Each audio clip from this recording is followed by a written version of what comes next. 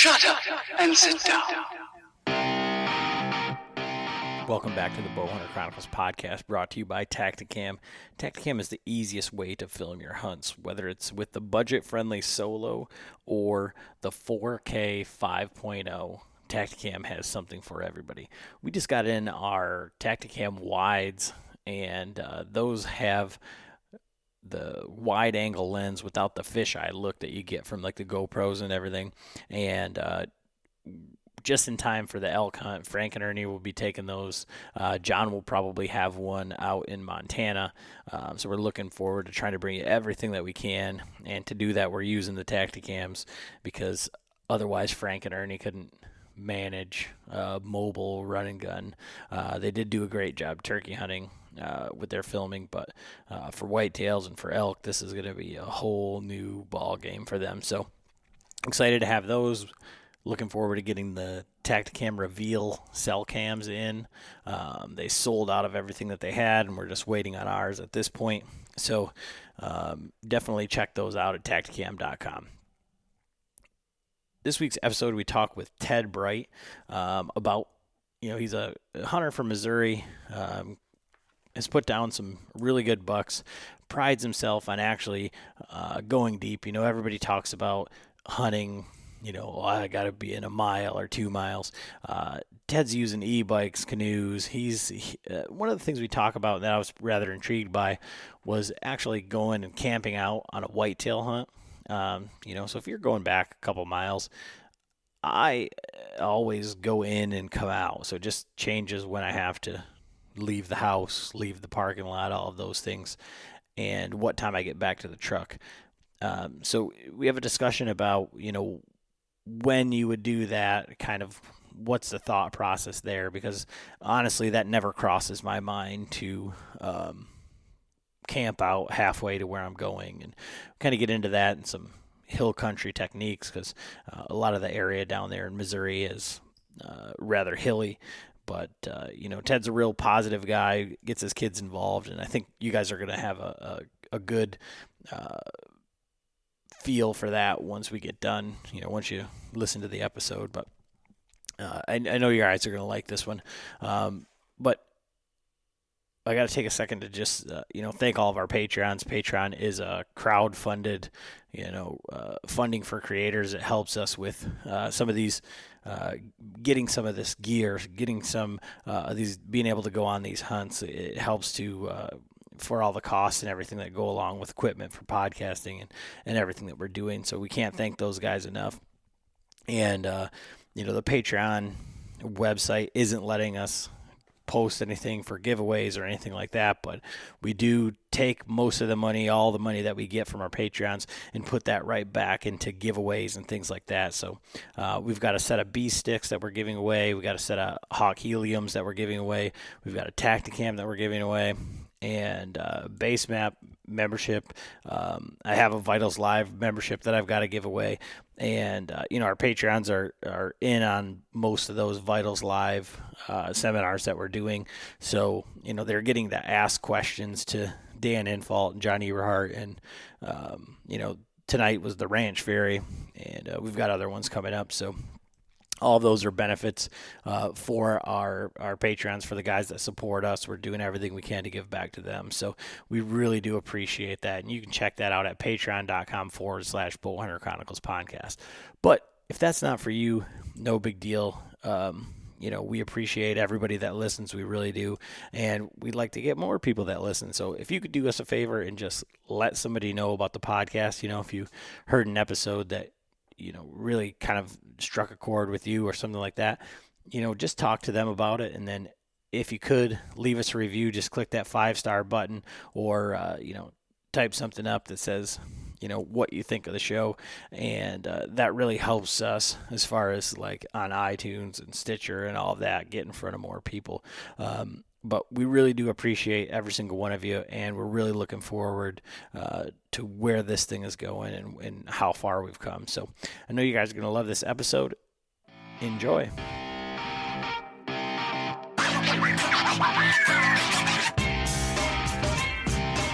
Hey, everybody, back with another episode of the Bowhunter Chronicles podcast. Adam here again, by myself. John's on vacation, left me by myself to manage this thing that we call the Bowhunter Chronicles podcast. So you'll have to excuse my archery knowledge ignorance as I speak with our guest tonight, Ted Bright. We're going to talk about kind of putting in a little extra. Ted is known for,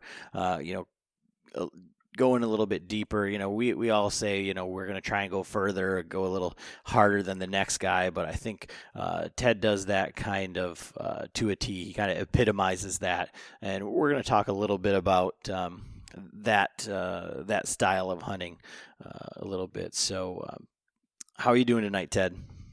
I'm doing well, thank you. Just got home from my daughter's softball practice. Just in time to hop on here, so look forward to it, and thanks for having me on. Yeah, I saw you were smoking some chicken wings or something tonight. I was thinking, come on, man, we're supposed to be podcasting. What are you doing here? Posting all this stuff about cooking dinner. Yep. Had to grill some chicken thighs. One of my favorites, that's for sure, and especially on the smoker like that. There's so much flavor, so much I don't know, rich cut of chicken. Yeah, they definitely have significantly more flavor, and than their dry, flavorless, more expensive cousin, the chicken breast. For sure. So let's get a little bit of intro on you, Ted. A little bit of background on your hunting style, kind of how you grew up and how you got into hunting. Yeah, sure. So I grew up hunting. From as young as I could remember, being out in the woods and trying to kill birds with a slingshot, or whatever the case may have been. I remember taking my dad's recurve bow up in the woods and stringing yarn back and forth across there and flinging some of his old wooden arrows and whatever I could do to get into the woods. And then when I came of age in Pennsylvania, I had to be 12 years old when I came of age to hunt. We primarily hunted on public ground, and that's kind of been my heritage, is primarily public with certain with some tracts of private mixed in. And I've always been very passionate about bow hunting, and as I evolved as a hunter, I always rifle hunted and really enjoyed it and everything. But I'd say probably 5 or 6 years ago now, I basically went to strictly archery. There was one particular buck that it was like, wow, this is I killed it with a rifle, and it was a really nice 11 pointer, but I had like 5 encounters with this buck from the time that I was like scouting in late July to the time I harvested him. And several of those were with a bow and up close encounters, and then I ended up shooting one with a rifle. And at that point, I basically knew that there was not really going to be any looking back, and I was going to be all archery. And I will still take a gun out into the woods with me sometimes, like if I'm taking one of my kids or something. And actually ended up shooting a really nice 10 pointer with my, at the time, 4-year-old daughter, which I wouldn't have done. I just wouldn't have shot a deer at 200 yards like that with a rifle, because it didn't necessarily interest me. But when you're taking kids hunting, it's really not about you. And she was so excited, but she wasn't like, clowning around excited, acting all madman and all. She was like focused, and she was wanting to blow in the grunt tube, and it was just really cool. And I fed off of that energy, and I got excited, and that's always been my determining factor, right? I can't remember. I was on a Facebook conversation just the other day with with Leopard on the Elite Outdoors. It's so much about whether or not you choose to harvest that animal, whether it be a nice buck or a little buck or a doe or whatever, is, for me, is circumstantial. What has happened to allow me to earn that deer, or maybe even not earn it. If I just luck into it, then I may not really get that excited, and I may pass on what would score a larger or higher score on antlers. and I may shoot one that would score less on antlers, but got me excited, or I felt like I really earned it, and and it was a mature buck. So I got really super excited, and because she was super excited, and I harvested that deer, and she was with me the whole time, and it was awesome. And I do take a gun out in the field every once in a while, but primarily archery only, probably 99% of the time, and she's actually shooting a crossbow now, so she I don't think she would do very well with the kick and the sound of a gun right yet, and so she's enjoying the crossbow. But that's kind of my heritage, public ground. I've evolved, the last few years into extremely mobile. I hunt out of a saddle and mostly public ground. That's about the gist of it. Okay, now before we get into a little bit of that, just you said so Pennsylvania. You're in Missouri now, I believe. Yes. What? I guess the style of hunting. So here in Michigan, when I was coming up, it was you go out, you sit in you put out your bait pile, you sit at your stand with your rifle, and you just wait. And we had a piece of private that was in one of the most densely populated deer areas in the state of Michigan at the time. So it wasn't a matter. It was never about big bucks. It was just about sitting there and waiting until and you got as many doe permits as you wanted, and sitting there and just shooting the deer that came out. It was more of like literally like kind of like the grocery shopping that everybody just jokes about.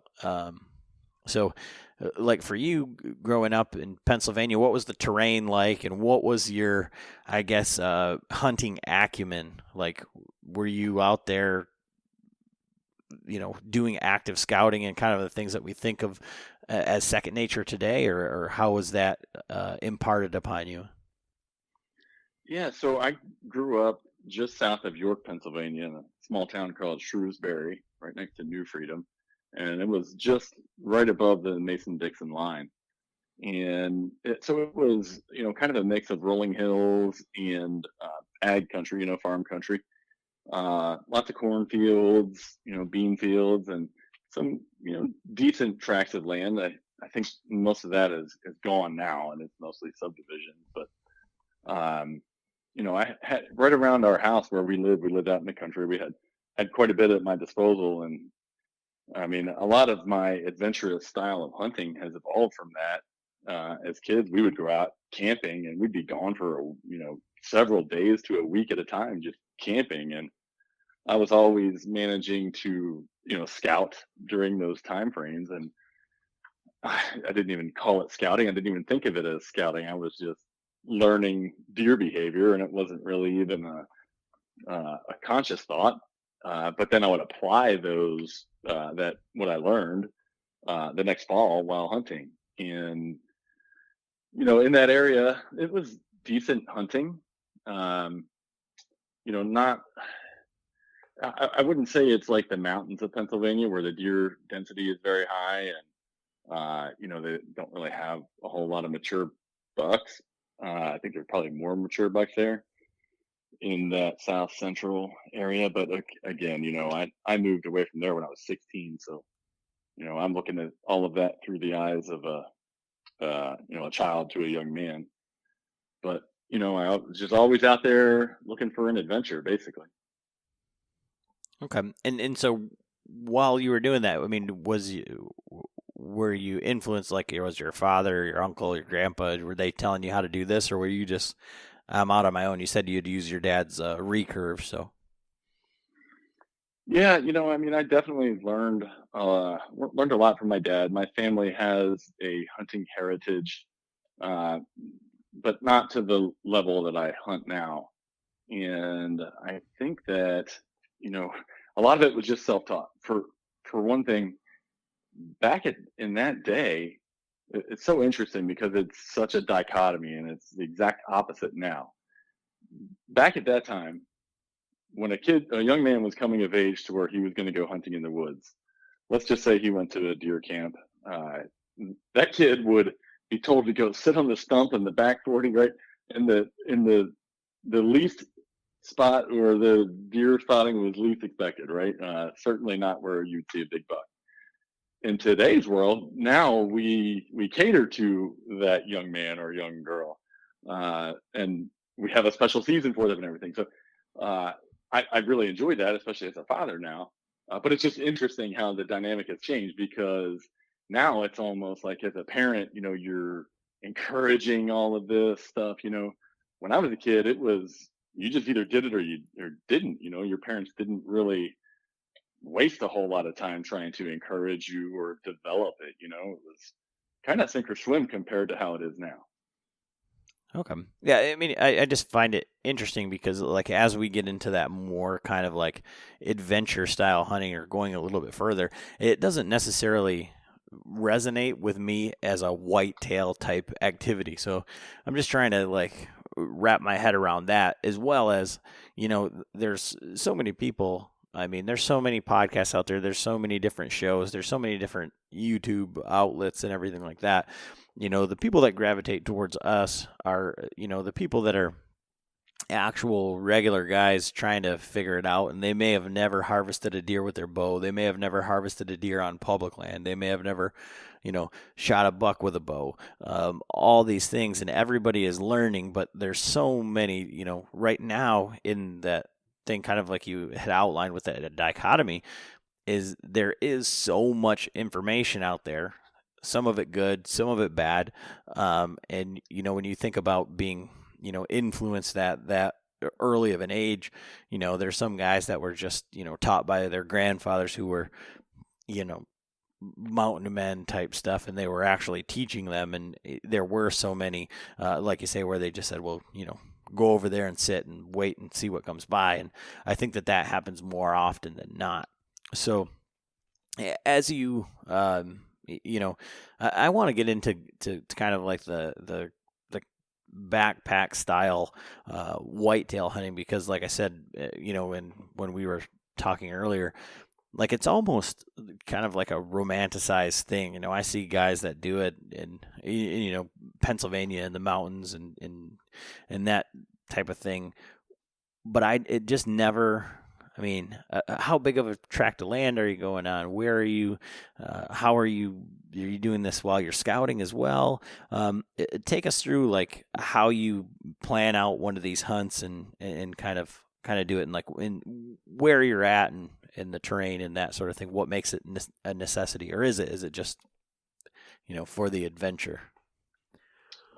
Sure. Yeah. I mean, I would say that's a combination of both. Just to kind of answer your question a little bit directly at first, and then I'll peel back and get into some of the details. But definitely some of both. I mean, a lot of times there's going to be adventure associated with it, but at the same time, I'm not going to go through the work of a bunch of adventure if it's going to put me at a disadvantage on harvesting a nice buck or whatever the case may be. So, when I'd say what originally got me started with adventure style hunting for whitetail was probably with canoe access. So I would canoe in on certain river properties, and specifically the area where I used to live. There's several chunks of land, and they're pretty big. Like 5,000 acres, 7,000 acres, 3,000 acres is another one, and there's all kinds of national forest around as well, which is almost limitless in southern Missouri, and lots of rivers and even big enough creeks that you can float in and stuff like that. So that was kind of the start of it, where I would, I've always enjoyed canoeing. I've always enjoyed camping and hunting. So why not combine them into an adventure style hunt? But then also you get the advantage of, you're not starting out in the parking lot with the rest of the hunters that morning or that evening. So that's kind of what got me started. And then, I've incorporated the bikes into the equation as well. So there for several years, I was just using a regular mountain bike with a pull behind cart. And then I guess last year was my first year, I upgraded to an e-bike, and yeah, that's been awesome. But again, just the recurring theme of adventure, any type of adventure I can add to it. Like even when I'm hunting around my house, I could easily get in my vehicle and drive 5 minutes or whatever wherever I'm going. But I like hopping on that bike, even if it's 20 degrees out in the morning and it's a cold ride. It invigorates you, it wakes you up, and for me, I don't know. I just really enjoy that adventure aspect of it. So I'll hop on the e-bike 10 out of 10 times. So how does that change where you're, or does it change, where you're scouting the properties that you're looking at? Because, I mean, for myself, example, my scouting trip on Saturday was a 3.5 mile loop back into this spot. And it never occurs to me, that I could camp halfway back there or anything like that. It just never enters my mind. Not that it's, unattainable, but I would just think that I would be like, I don't know, messing it up or, something like that. Or maybe that's not far enough to go. How far are you going from, say, your parking area? What is a typical hunt, look like? A typical hunt on public land for me is going to be, I'm most likely going a mile back at least, whether that be walking, riding, canoeing, whatever. I'll do, whatever it takes to get farther back than virtually anybody else, and those creative means certainly help with that. And again, make it adventurous, but I don't know. I don't limit myself, or I don't pigeonhole myself with anything. It's almost like the woods in the fall is like my sandbox. So if in your situation, if I'm 3.5 miles deep, yeah, I would be thinking, okay, if I know he's bedded here, I don't know, just for hypothetical, if I thought that the scenario lent itself better to hunting his bed in the morning and getting in there, an hour before daylight or 2 hours before daylight or whatever, I would just go in, 10 o'clock at night or whatever, and throw a sleeping bag on the woods, or whatever, hammock, and sleep for a couple hours, and then walk a quarter mile to the bedding area and kill the buck. I just, that's how I work. That's how my mind works when I get myself in those situations where I'm trying to figure out how to kill a specific deer. Yeah, so that it's just odd. In my mind, it does not like work that way. And like a mile back in, or a lot of times it's not even the distance. It might be 3/4 of a mile, but it's so nasty and thick that it's going to take me 45 minutes to an hour to get back there. And I don't ever think about, going in ahead of time and just being like, well, if I just camped out, because I don't know. I guess I think that there's other deer or other things, moving through that. So when you're doing this, it's for a specific animal. It's not on, setting up on a spot or something like that. Well, that depends on the scenario. Certainly rut hunting, you can hunt locations, especially if, in between bedding areas, or pinch points, or whatever the case may be. But by and large, yeah, I'm looking to target a specific deer.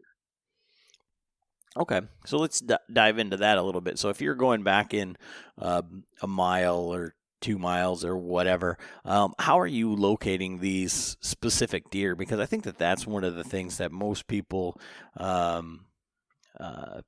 don't know, kind of like struggle with. I know that I do. It's like I've never been I guess to put in the work ahead of time to locate these animals, to figure out, to pick one and then transfer that into my sole goal for the season is to kill this one specific animal. So if this animal's core area, or he lives or he beds 2 miles back, how do you go about scouting that hunt? Yeah. I mean, there's a lot of variables there. Uh, Well, I think that's but why people struggle with it, right? certainly, certainly. I mean, I guess what I would say to that is that it's constantly changing. So, scouting isn't just done up until the middle of September in Missouri or up until October 1 in Michigan or whatever the case is. You have to have the MRI, the most recent intelligence. What I have noticed is that patterns are going to change, in my opinion, on about every 6 to 10 day basis. So throughout, let's just say, late September, buck bedding is going to be pretty habitual.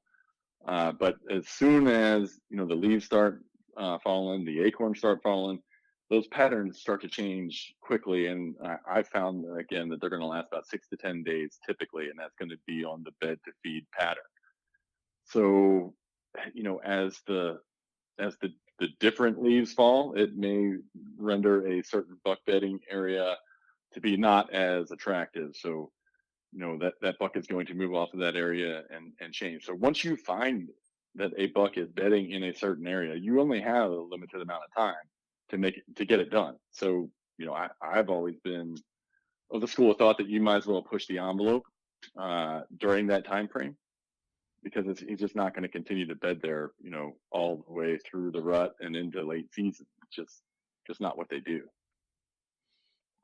But how are you locating them 2 miles back, or in a situation where it's going to take all of this amount of effort to get back there and do it?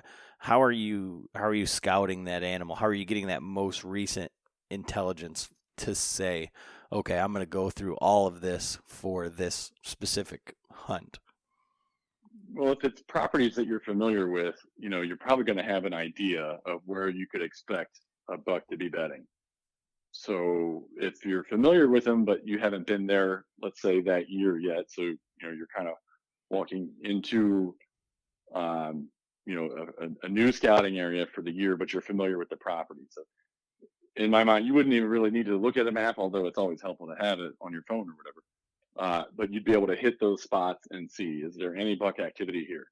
The sign in October is going to be pretty obvious. You should be seeing some rubs and some big tracks, and you can always start from, where you suspect the food will be, which, should be relatively obvious, and backtrack it. And then, certainly check out the key and specific areas that you think would house a buck during the day.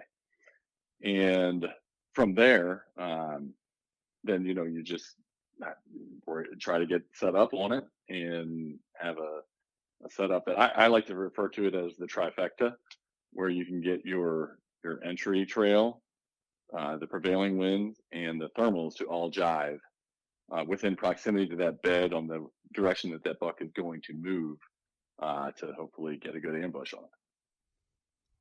Okay.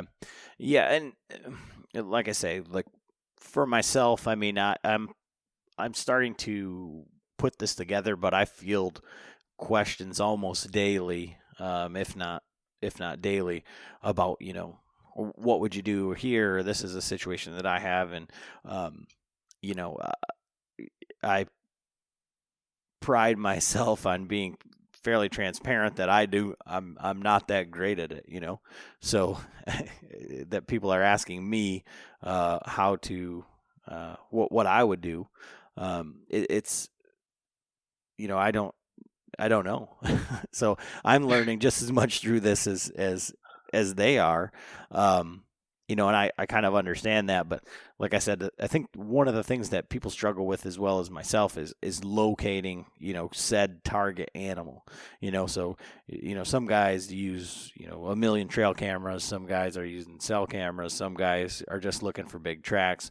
Some guys just go to an area and look at it, put their thumb in the air and kill a deer, because that, they've got that much experience and the ability to do that. And so I guess when I think about these types of, if I were going to go in, and I guess I would think about it like we are talking about, and kind of like where my head is at right now, getting ready for elk hunting is, you know, I'm going, thousands of miles away to a place that I've never set foot on, and I'm doing just that, putting all my eggs in one basket, essentially, in this week-long hunt or 10-day hunt, whatever, with camp on my back, and we're gonna go look for these spots. But I'm not saying I know in this gully there's this big 6x6 that I have history with, or anything like that. So for people that say I'm going to target this one animal, it's something that I always I want to learn more about, because I'm not at that level. Yeah, yeah. I mean, it just takes lots of practice.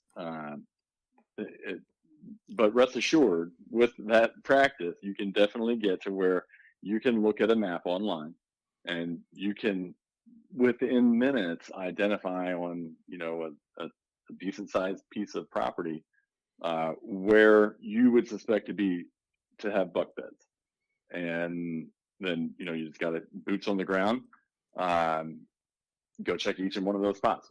Make a route, and you may have some creeks in between that you want to check out crossings, or swing by a food source also and look for tracks. But if you can map out and have a plan, see, when I was a teenager, I would just go in the woods and randomly walk around and didn't have a plan necessarily. But now I'm a lot more efficient with my scouting, because I've already have a really good idea of where I want to get and where I want to go on a scouting trip, and it just becomes almost like a speed scout, as Eberhard would say. Well, and I'm fortunate now that I've talked to a lot of you guys that did come to Michigan for the public land challenge. So it's a perfect opportunity to kind of use that as a perfect example. So when you came to Michigan, having, I'm assuming, never been here before, at least in that area, and hunted, because Michigan isn't a real destination hunting state.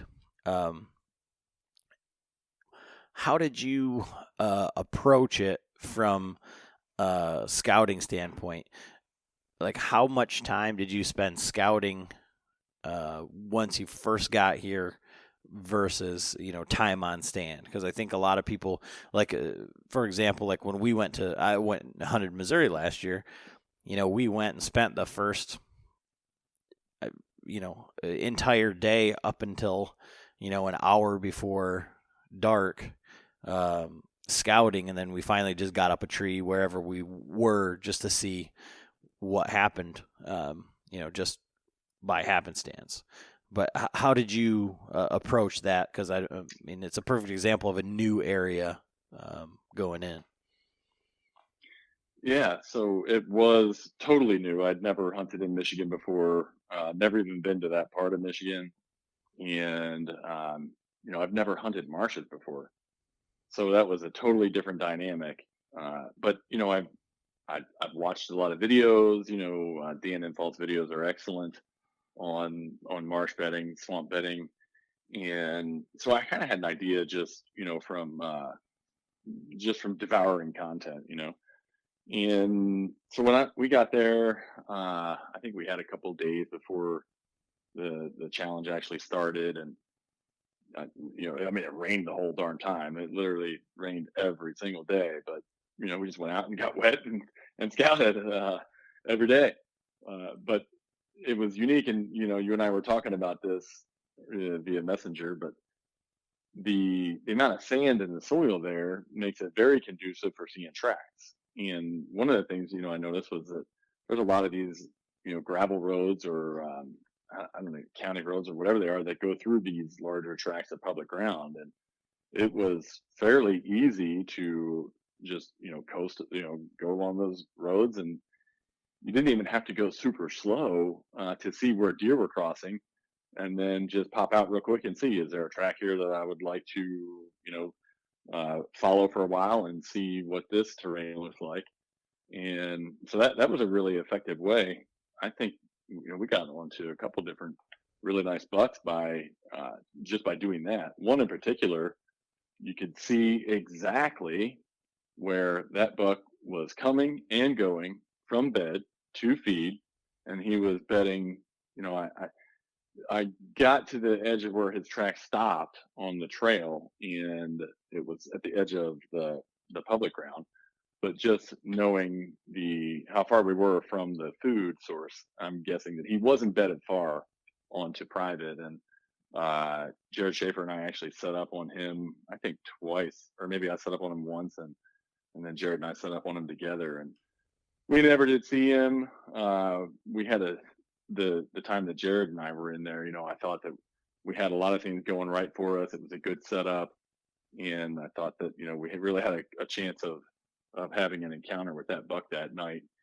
And a doe just came right underneath of us, literally right underneath of us. And when she got past us, she smelled our ground scent, and she just came unglued, blowing all over the place and everything. We might as well just have climbed down at that point. But of course, we waited it out. And so, I guess, what did you see for deer in Michigan? Talking with Zach and Dan and Joe, they all were super. And Ernie, I feel like I talked to dang near everybody that hunted here.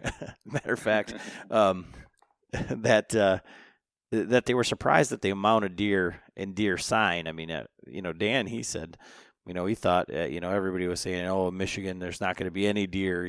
They're gonna know that you're there from a mile away and things like that. So, what were your impressions of that, or were you hunting specifically these buck beds and it's kind of like an all or nothing type scenario?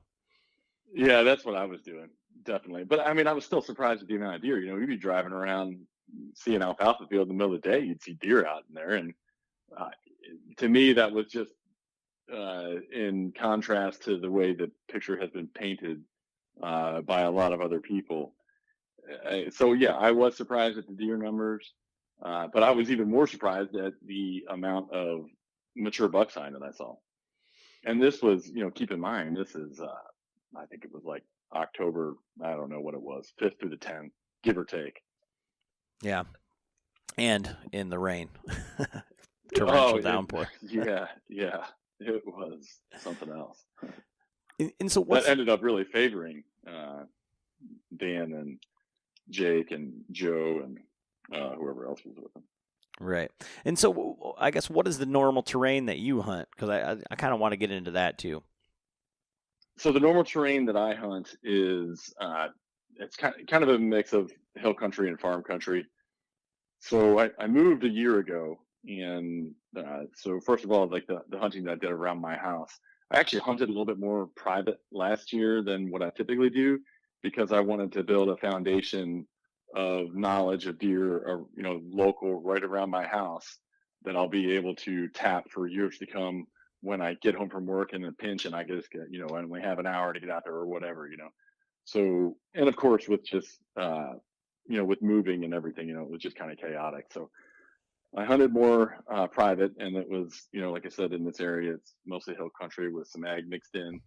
But where for 25 years, like an hour and 20 minutes southwest of here, was more in the heart of the Ozarks. So less ag, more hills. Okay. And so I've hunted a little bit of hills in Missouri last year. It wasn't terribly hilly. And then when we hunted southeast Ohio, that was like the foothills of the mountains down there. And so that was way more hilly than I was used to, and I think it's more towards the traditional hill country. What are some of the things that, a guy that's never hunted in that sort of situation might not be aware of or take for granted? Some of the key things to look for when hunting in those situations. The first thing that pops in my mind is thermals. If you're not, thermals are going to be more prevalent and more more predictable, really, though, too, in hill country. So that's one thing. But so I'm kind of in this situation right now where I'm leaving for Nebraska in 2.5 weeks for the opener there, and I've never hunted Nebraska. I've never been to this area where I'm hunting or anything, and I prefer the hill country. I just, for whatever reason, I just am drawn to that. I like it, and I like hunting timber, preferable to open country. So I kind of picked an area based on that, and Shane Simpson's going also, and he prefers the open area. So we're going to be in the same general area and camping together and everything, but hunting in two different areas. But it's all about getting online, checking it out. There's so many resources online, not just onX, right? onX is the easy one.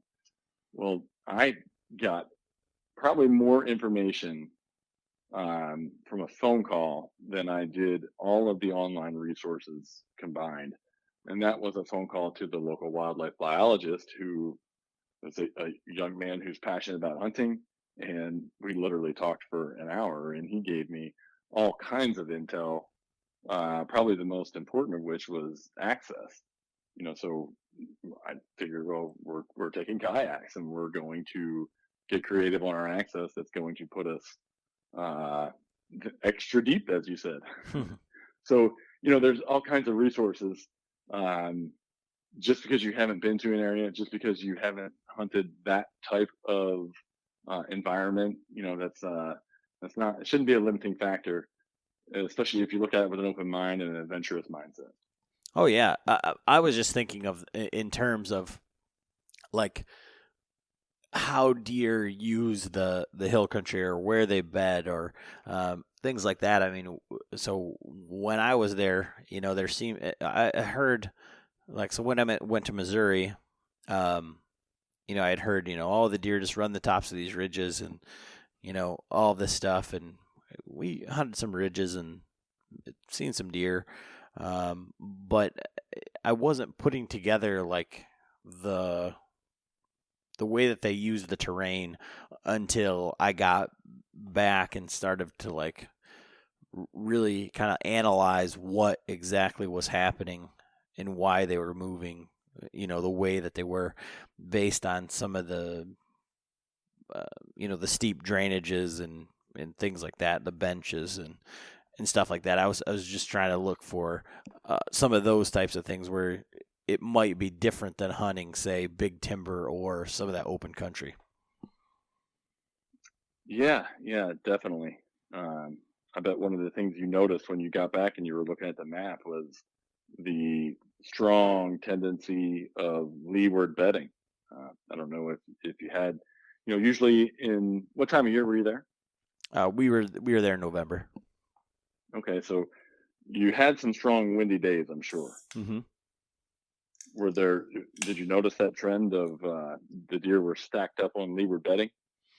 I was trying to hunt like in between bedding areas, and I guess now that I'm looking back on it, that's where we were seeing more of the movement, and it wasn't, oddly enough, it wasn't where the sign was.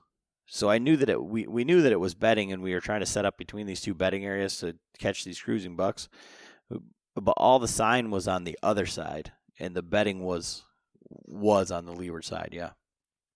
Yeah, I think that in November, if I'm not, it's that's going to be, especially if it's a windy day, and where I'm hunting is has some sort of a steep leeward slope.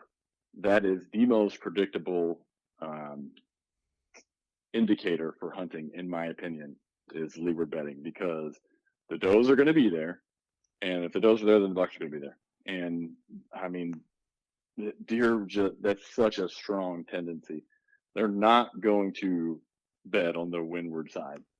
You just don't see that, barring some crazy circumstance or whatever. But to me, that's probably the most predictable thing to indicator to hunt in November.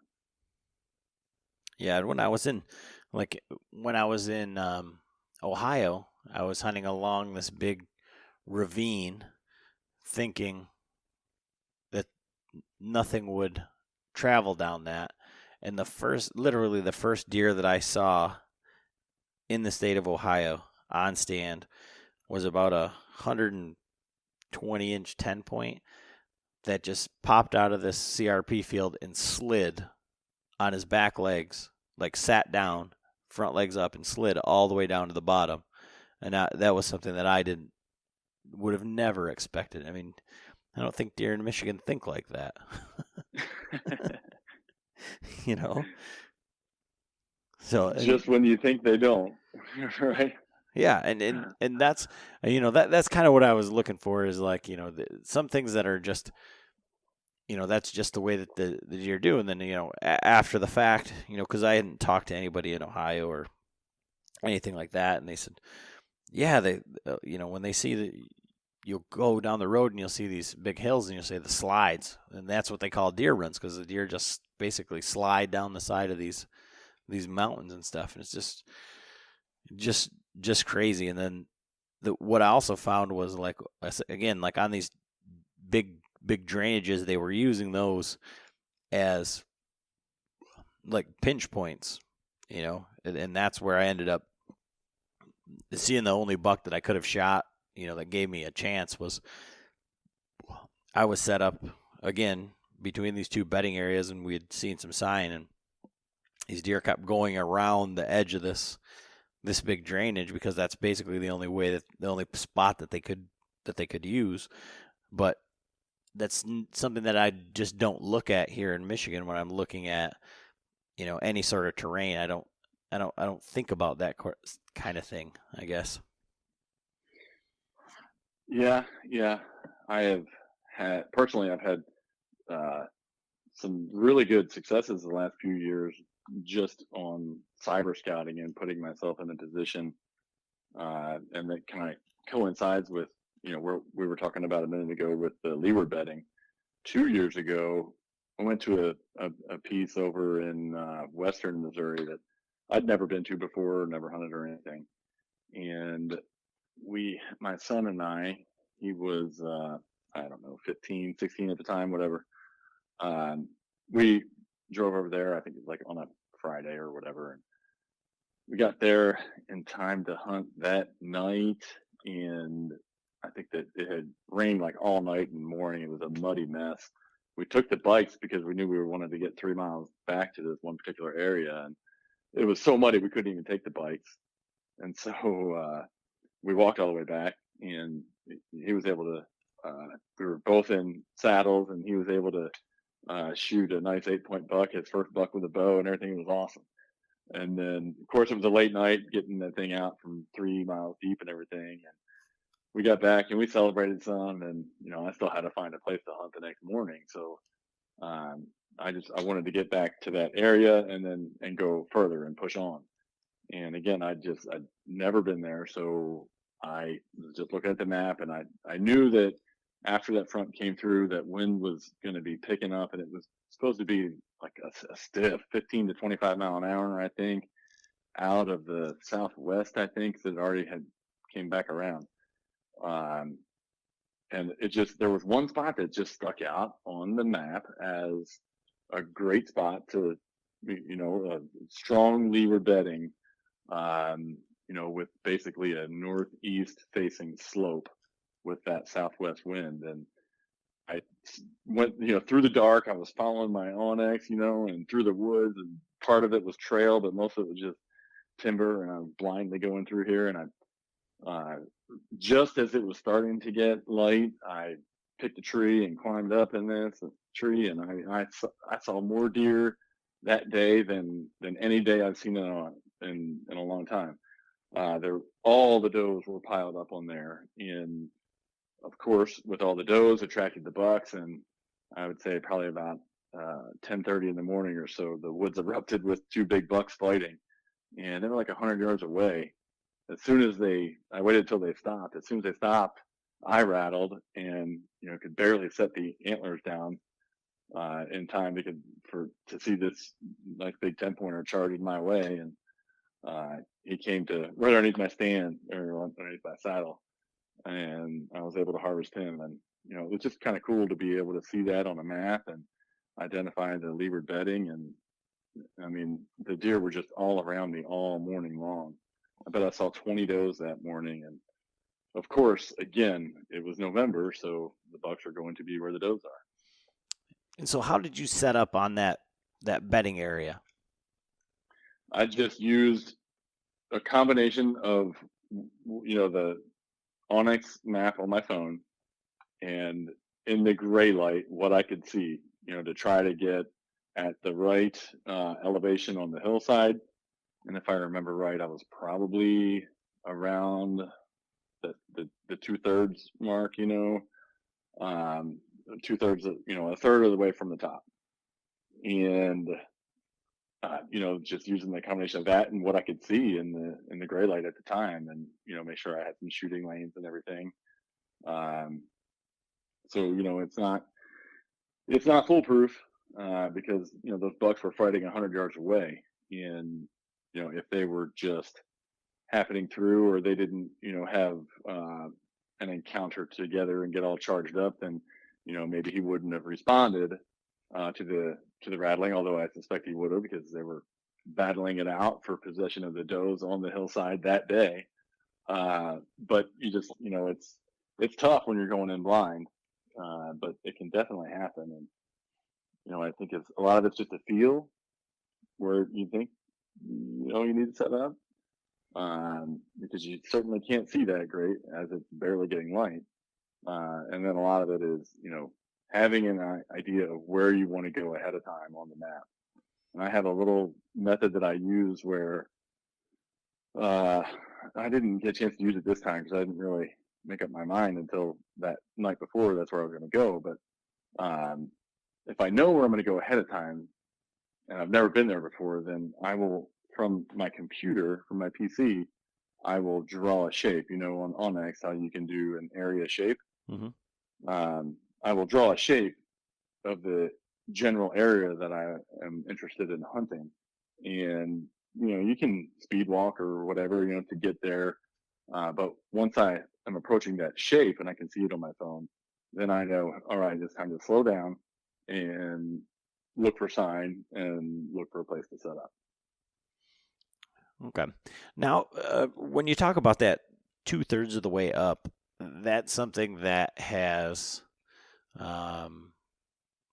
again, for guys that haven't hunted a lot of hill country or anything like that, that's something that's always, or more often than not, become a problem for me, is the hunting height. Because if you're at that 2/3 mark, then if you get up too high, I've been high enough to shoot that 2/3 mark, you're out of the eyesight, and I've had deer walk down the top of the ridge where you could like grab them. I mean, you're eye to eye with them, and then because of the thermals and things like that, I've had that scenario happen. And then other times I've been like, all right, well, I'm not going to go that high, and I'll go lower, and then you're eye to eye with the ones that are at the 2/3 level. And it's like finding that perfect spot to be on the side of the ridge. Have you found a good answer to that, or a quick? Well, every circumstance dictates, different subtleties and nuance. But I have found that if you're not sure, or you just don't have a feel for it either way, then you better go with that 2/3. And the law of averages would definitely support that, because the reason why they're on that leeward side is because, they want protection from the wind. But also, that wind comes over the top of that ridge, and so you've got the wind coming over the back so that they can smell from behind them if they're looking downhill. And then you also have the thermals rising. So that 2/3 mark is typically where a mature animal is going to walk or bed, because they can smell behind them. And then they also get the thermals coming up, and that creates this little wind tunnel of, an eddying effect of the thermal and wind currents that it gives them a better smelling advantage both up above them and down below them. Okay. Yeah, I mean, I guess I was just talking about like how high up in the tree, because that's where I've been like literally eye to eye with these deer, and like it's frustrating. Yeah, that's totally situational. I'm sorry. Here I'm talking about where on the hill. I don't ever again limit myself on a height of a tree, or I have no preconceived notion on height of the tree, because I'm going to go as high as what I think it takes to kill the deer. There's plenty of times where on a hillside, early season, you can get away with 10 or 12 feet. But typically I get higher and higher as the season goes on and the foliage is lost. But again, every single tree is different. And what are you using for a climbing setup? So the last few years, I have used Cranford strap-on steps with a CMI Etruria, and I just taped the Etruria to it. So, they wad up to about the size of a softball, and I don't know what it is, probably about a pound each. And with 4 of them, I can get 30 feet. Most of the year, I am just using 3 of them, and I can get to 22 feet probably. No problem at all. It's quick, it's easy, it's simple. It takes a little bit of skill to get used to it, especially coming down. But yeah, it's a very effective way, and it's kind of adventurous too. So I really enjoy it. I am going to mess around with. I got some leverage sticks this year, and I'm going to be playing with some fixed and movable aiders, and I'm going to play around with one sticking. It's never really interested me before, mostly because of the fiddle factor. But I have recently seen some methods of one sticking that have piqued my interest. That I'm going to explore that some. I doubt that it'll happen this season, but it does interest me. Yeah, one of the days I was hunting in Missouri with the on one of those ridges there, because of the way that the land shaped out and everything, in the lack of leaves, I think I was up probably 30, 35 feet, and I used my sticks and a movable aider, and it was that's the method that I prefer. I've tried to mess around with the Wild Edge. I've messed around with multi-step aiders and the fixed aiders and all of that stuff, and I would rather it just be simple. I think. Yeah. I always encourage people, their first year of saddle hunting, keep it simple. Stay with sticks. You're going to have a learning curve with the saddle, although it's not terrible by any means. But there's no point in trying to introduce another variable. And sticks are simple, and now the sticks have come so far that you can truly get a pair of sticks. You used to not be able to really get sticks that you could literally haul around in the woods, and it wasn't cumbersome, bulky, noisy. Because I don't think there's really any way around it. Yeah, I mean, I don't know. So the first climbing sticks that I started with were the leverage sticks, and they're not. It wasn't for me, and I don't know if I didn't have the. I hadn't mastered, climbing with the sticks, but that they kind of soured me of the moving parts aspect of sticks. Yeah. Climbing methods are kind of like our rear ends, right? Everybody's got a different one. Well, and when you talk about going online and trying to get information, I talked about it with Jason Red with the Timber Ninja on his sticks.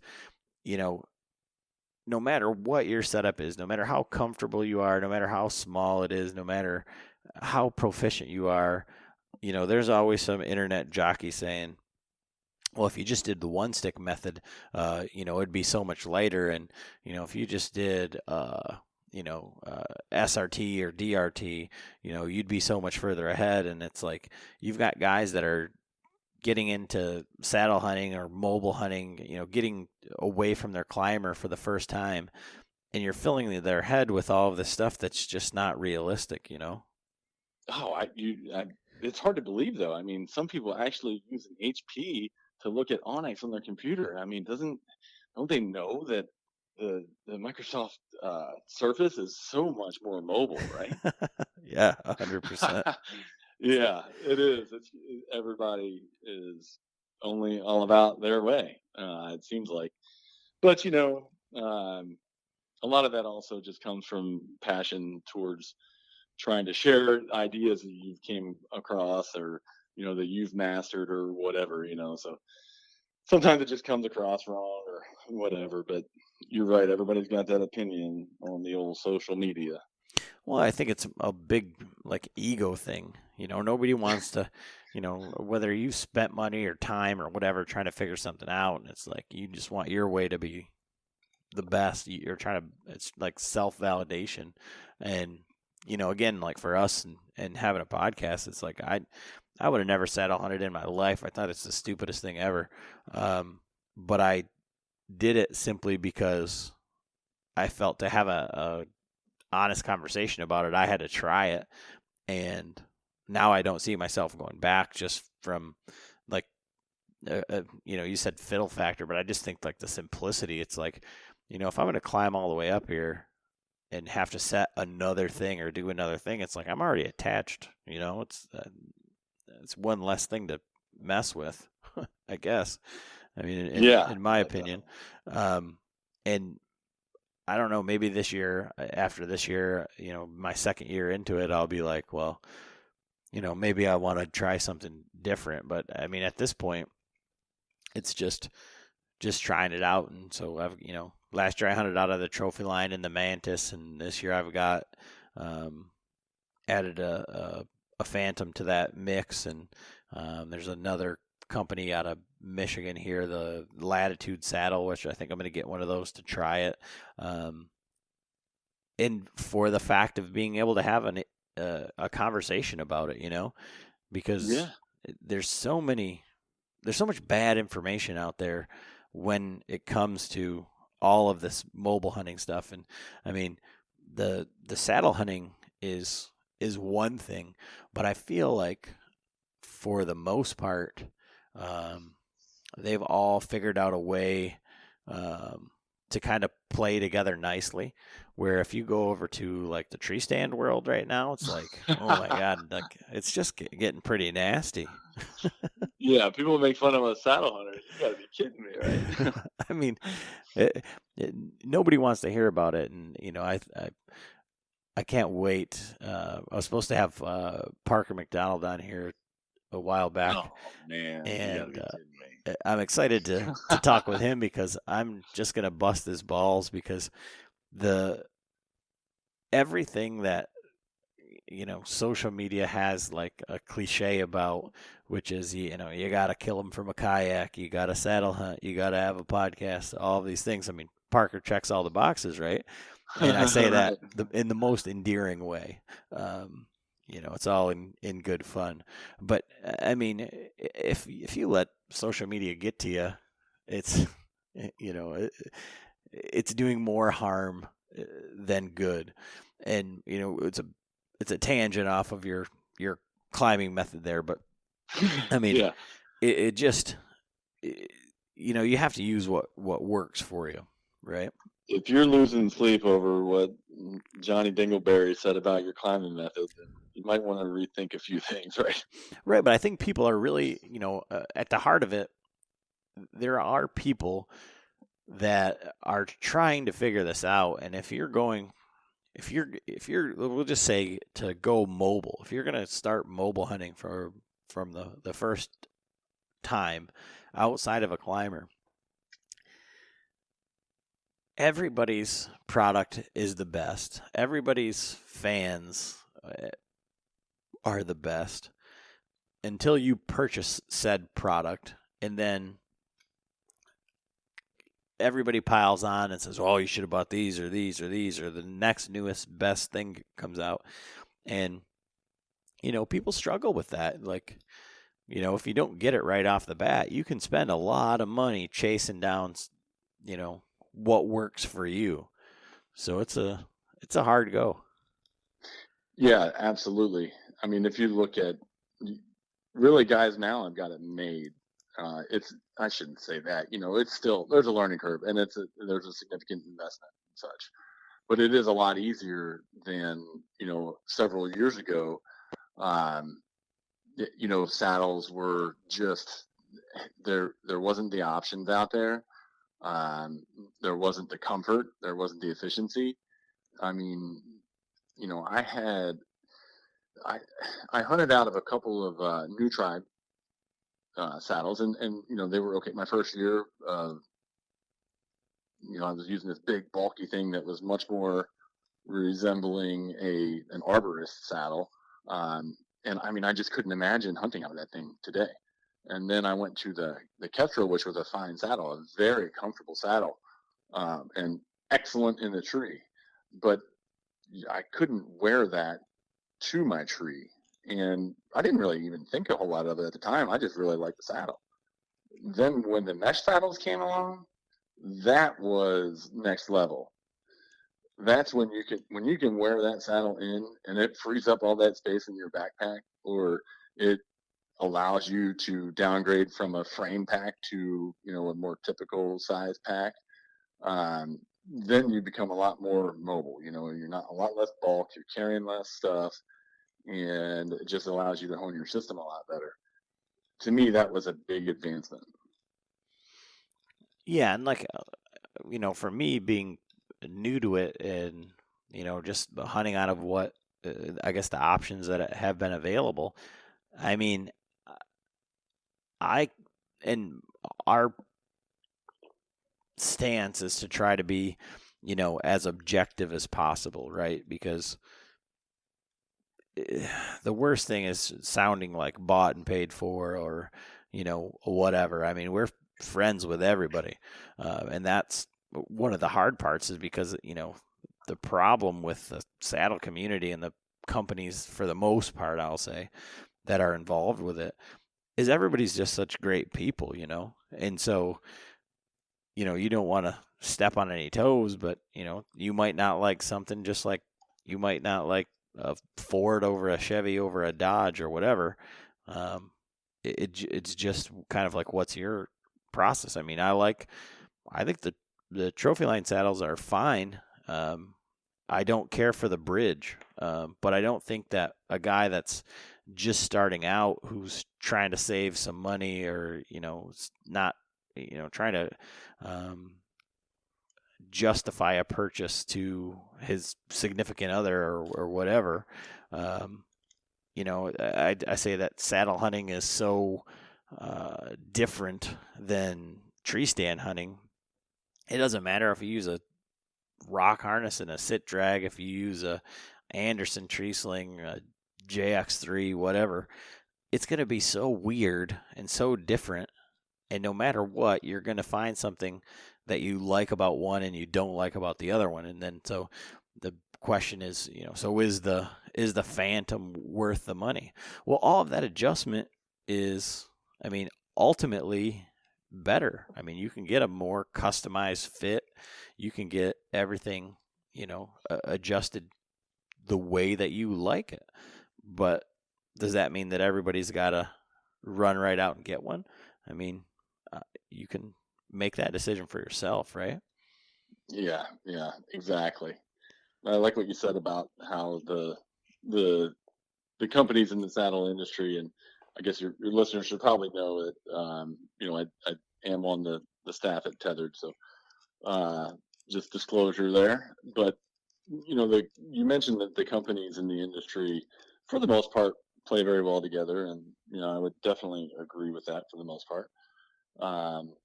But like when we went to ATA last year, there's a reason why the rest of the industry is embracing us, right? We're these crazy saddle maniacs are new to a very established industry, and they're looking at us objectively and with respect and such. And I think a lot of it is because of the way that not only the companies but um, the saddle hunting community has handled themselves. Yeah, and I And think it's cool to see. yeah, and I think I mean, I made a post the other day replying to somebody because they were saying, wouldn't it be nice if there was just a standard that everybody could um, be held to as far as safety and everything? And I said, the the thing is with the guys at Tethered, and they're not the only ones that are involved in creating the standard, but they're definitely on the forefront. Is that they're saddle hunters first, and I mean, I've heard Greg say it before, but it really is kind of like um, a metaphor. So it's not actually what I'm saying, but it's like the nerds that all of a sudden are cool. Like they're like, oh yeah, we've been doing this for such a long time. It's really, it is cool. They and I'll include Trophyline and Sean in that, is that they want just more people to be saddle hunting. It's not that everybody thinks that their product is the best, but they truly believe that saddle hunting is the most efficient and best way to hunt, and they want more people to get into it. And if people are putting out products and they're getting hurt, or the products are unsafe, or things like that, then that doesn't do anything for the sport of saddle hunting, and it's not going to garner more people. So I mean, ultimately, the guys that are so involved in banging the drum and all of this stuff for saddle hunting in its own right, they are championing saddle hunting, and they just want people to try saddle hunting. And whether it's Tethered or Trophyline, they think that their product is the best, and ultimately you'll settle on their product. Yeah, absolutely. And even all of the good things that you mentioned that come from that, even the business results do, because you don't become a highly successful company and a leader in an industry by being a pushy, one-sided, annoying, salesy type of company pushing product. Success comes by adopting a culture of inclusion and just being passionate about sharing, like you said, um, sharing what we think is a better way for a lot of people. Not all, but it's a better way. It's highly mobile. It's highly effective, highly efficient. All of the good things, and that's what great companies do. And so I guess getting back to the topic that on hand, and kind of rounding everything out, how do you feel like? What do you think are some of the most important things, or the most influential things? Like if you were to say like three things, that have allowed you, or that have pushed you, or that have driven you to kind of adopt this, go further, kind of stay out, go past everybody type philosophy on hunting. And I think it should be said that it's very pretty awesome that you're passing that along to your children too, and involving them in that style of hunting, and not catering, not telling them just sit over there on the stump, but also not just saying like, here, I'm going to do all the work for you. I mean, you're bringing them along on these hard hunts as well. Yeah, yeah. And I mean, to answer your question, I think that the foundation of my passion towards the adventuristic side of hunting it's just rooted in my childhood. I loved any kind of adventure. And I mean, it certainly took me down the wrong path several times, but it was always an adventure. So not just with hunting and outdoors. I just was always looking for an adventure. But then at just kind of specific to hunting, my when I switched, when I recognized, I had the epiphany that rifle hunting just really wasn't stoking the fire for me anymore. That was definitely a significant contributing factor. And then it was kind of interesting because right on the heels of that is when I started really like getting back to my roots of public ground, getting mobile, and then right on the heels of that came saddles. Somebody introduced me to a saddle, and this is before it was mainstream, and I was like, what in the world is this thing even? I tried on my buddy's 20-year-old trophy line leather tree saddle. I mean, the thing weighed 10 pounds and it stunk like a horse saddle, and I couldn't figure it out. It was big, bulky, and I couldn't even imagine trying to use that thing. But he used it for 20 years and he killed big bucks out of that thing. Interestingly enough, to bring it full circle, that gentleman that introduced me to saddle hunting, and I tried that old trophy line, he bought a Phantom just about a month ago or so at the Teach and Train tour here in St. Louis. So it was really cool to be able to see him there and trying it out. And he was like, yeah, there was no way he wasn't going to leave there without buying a Phantom. And it was really cool to see that. And it's even neater to think that, hey, I was able to help this guy, to help influence him into, the next step, a better, more efficient way. So, yeah, just all those things. The adventure side as a kid, and I'm still kind of a kid at heart, and going mobile, ditching the gun, the rifle, and then of course the evolution of the saddle, and all of it has just led to I'm always looking for that adventure. Awesome. So you said you're headed to Nebraska. Any other adventures on the horizon for you for this season? So I'm going to go to Nebraska for the early season, and then I'll come home, and Missouri opens September 15th. So the opener in Nebraska is September 1st, and I'll be there for that. So I'll hunt that first week. And then Missouri season opens on the 15th. And, we've got a bead on several really good bucks around our area here. So hopefully we can get something done there pretty quick. And then I've got 2 buck tags in Tennessee this year. So I could foresee some weekend trips to Tennessee. And then I'll have my second buck tag will be eligible like the second week of November here in Missouri, when the tethered crew is going to be coming to town again for another hunt. Awesome. And so where can everybody follow along with, kind of all the hunts and everything that you've got going on?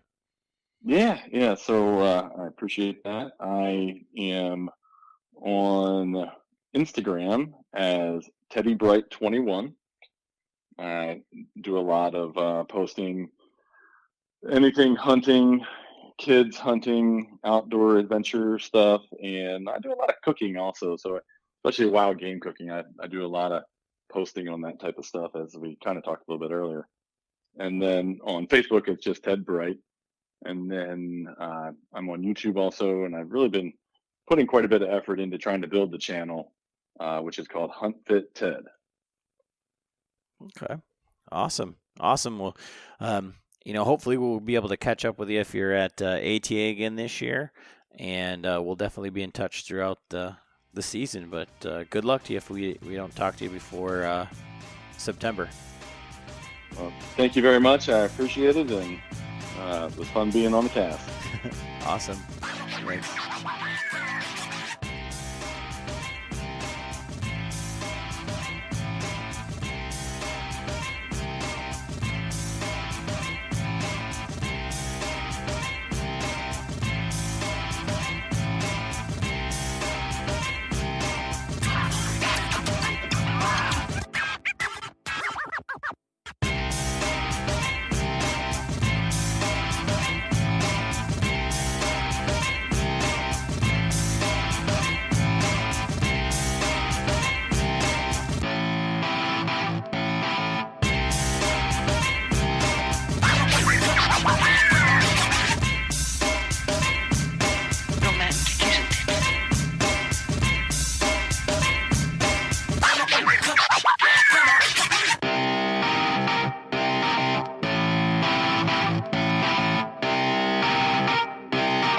Shut up and sit down.